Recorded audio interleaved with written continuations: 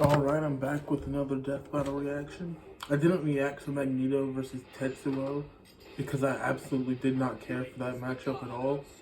But after watching it, I wish I had, because that battle was very high quality.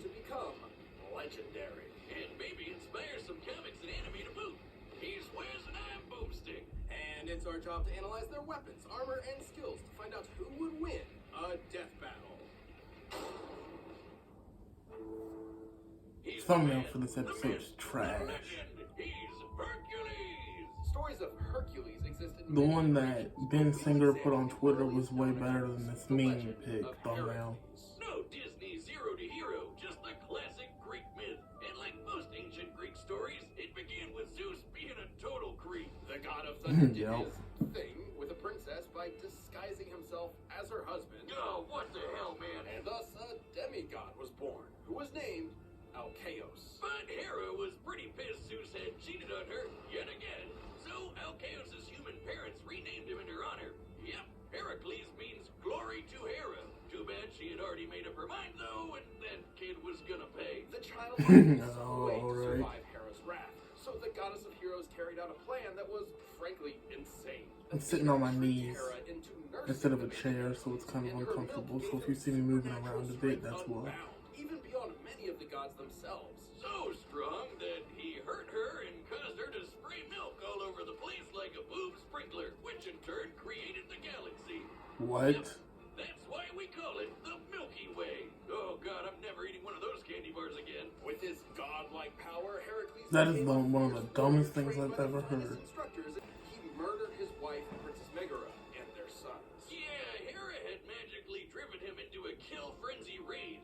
But that didn't excuse it for Herc. His guilt was there. Desperate to atone, he sought guidance from the Oracle of Delphi and learned his path. And that's crazy. Hera is hateful. He submitted himself to King Eurystheus and performed for him 10 grueling labors. He battled a multi-headed Hydra, cauterizing its necks after each decapitation so the heads would not grow back. A lot of sliced off heads meant a lot of Alright, that's an blood, iconic and Hydra blood is extra story. poisonous.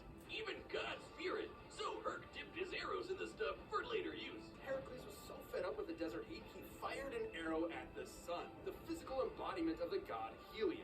I guess that's one way to cool off. Take that, global warming! To reach the sun, his arrow would have to fly 90 times faster than light.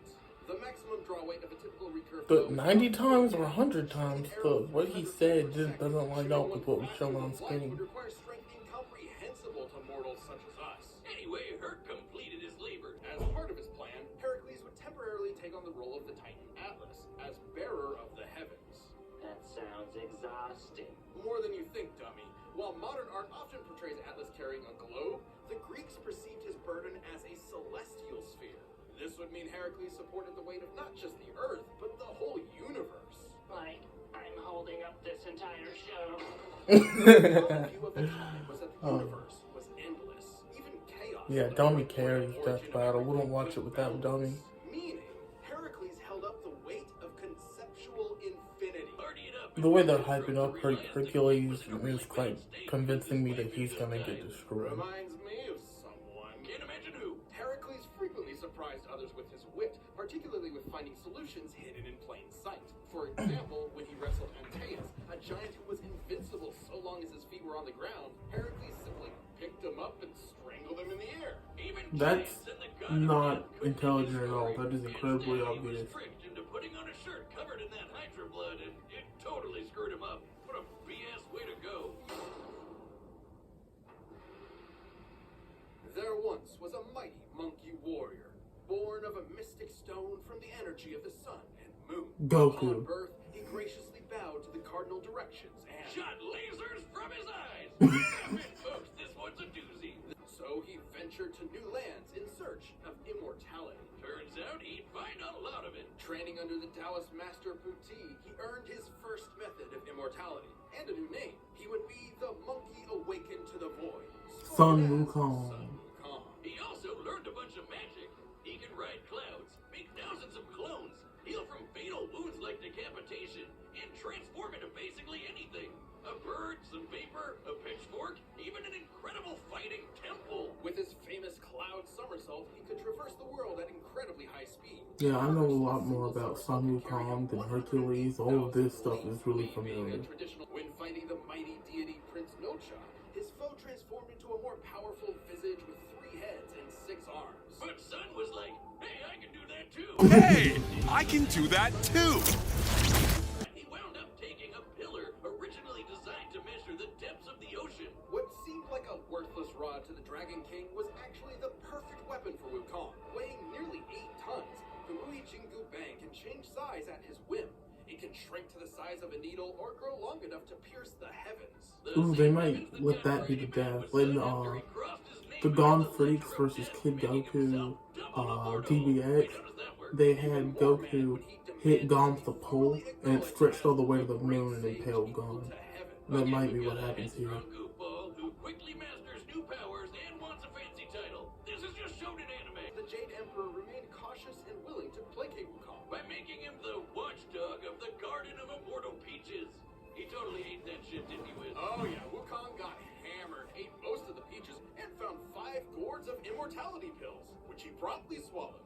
All of them. Okay, so that makes how many layers of immortality now? I'd say a few 100, 1,000, if you count each individual peach and pill.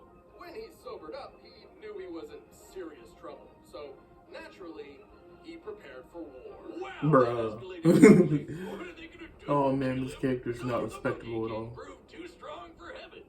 In my opinion, each In a convenient plot MacGuffin that captures each little pill, great fruit thing of immortality should not be its own layer. It's basically like giving a fire type more fire type moves. It doesn't make the fire stronger or more durable. You're just giving him more of what he already has. So it doesn't matter. Sun had one more challenger to contend with, the Buddha himself. Yeah, I'm pretty sure the Buddha had to steal him away. Because he couldn't kill him. Jade Emperor's throne for himself. Having no impulse control, the monkey agreed, and in an instant somersaulted to the very edge of heaven. But he had already lost. Because Buddha achieved nirvana, he transcended the world. Literally. In Journey to the West, Sun Wukong achieved nirvana too. Wukong technically never left his hand. For his rebellion, Sun was put in timeout, sealed under a mountain for 500 sealed him. years. But even Sun Wukong would find a chance at redemption. He always returned to shine as the group's powerhouse, saving Tripitaka's life many, many times. Seriously, this guy could not stay out of trouble. It's like Wiz at a blind date. Wukong has cracked apart mountains. Or like Peach in the Mario franchise. Survived the yellow wind demon storm that could destroy the universe. That's cool and all, Wiz, but let's answer the real question. Can he beat Goku? He totally can. During his journey, Wukong performed possibly his most legendary feat, holding up Mount Sumeru, which in traditional Mahayana Buddhism is a mountain supporting the infinite cosmic sky. And Sun just hauled it around. Yeah, they needed to give Hercules something that could match that, so they said that lifting the Atlas sky was also infinity. And Wukong had finally accomplished a truly great deed. Alright, my bet is on Sun Wukong winning. Alright, the combatants are set. We've run the data through all possibilities. It's time for a death They kind of breezed through all of Sun Wukong's abilities at the start. But all that cloning, all that immortality, I don't think Hercules can beat that. Atop a great mountain, where the mighty Hercules sought a gift from the gods. Oh there! I'm in need of that apple. Relinquish it. Sorry, I'm supposed to find my master some vegetarian food. You'll find it elsewhere. But Hercules was not so easily fooled.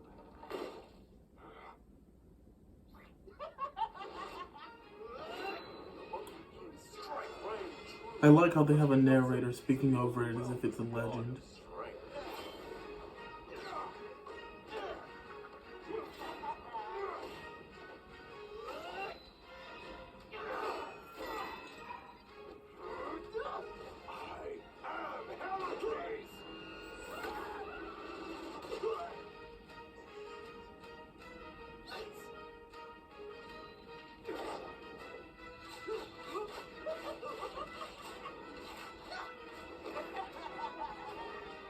Alright, here are the clones. Those are the poison arrows. Those might kill each clone.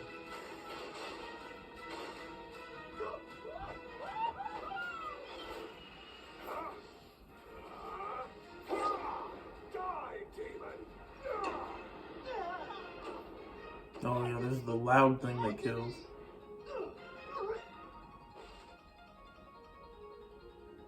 All the clones are going down really easily. They should all have the immortality he does. Not just be shadow clones that go down in one hit. Mistake his fear. He might lose his head.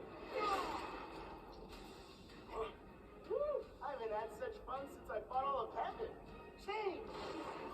Hold me! Alright, yeah, the clones are back. There we go. Multiple heads. Of course.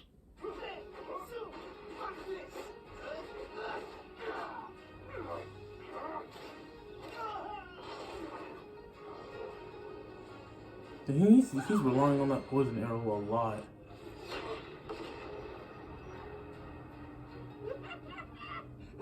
No, he's gonna lift that up. Hercules is not bothered by that. You've had your fun, beast, but I've had enough.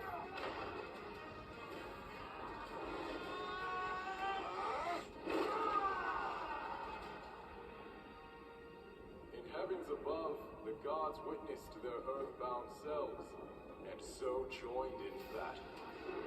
Oh, cosmic battle. Mustered the heart of Olympus, while the great sage harnessed power equal to heaven. Thus, the Monkey King emerged victorious.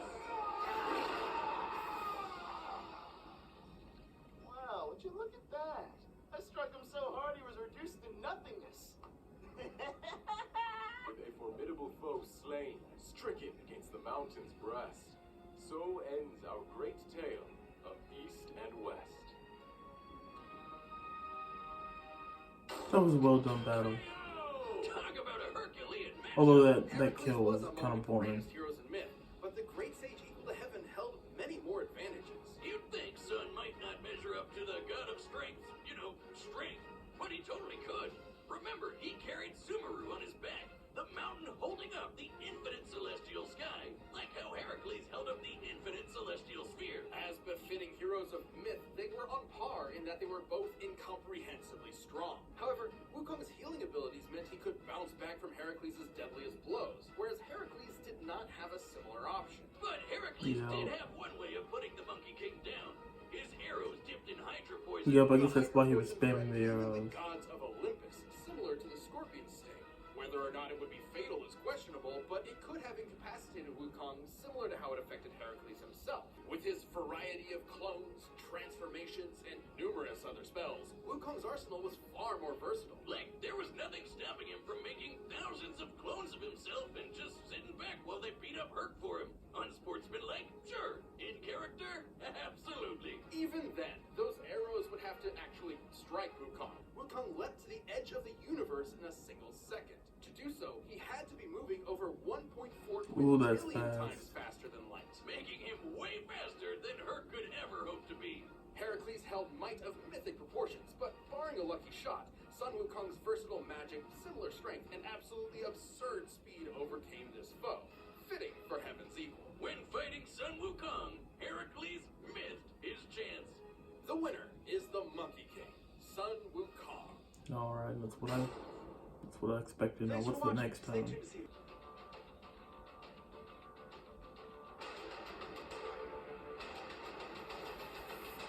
Oh, okay.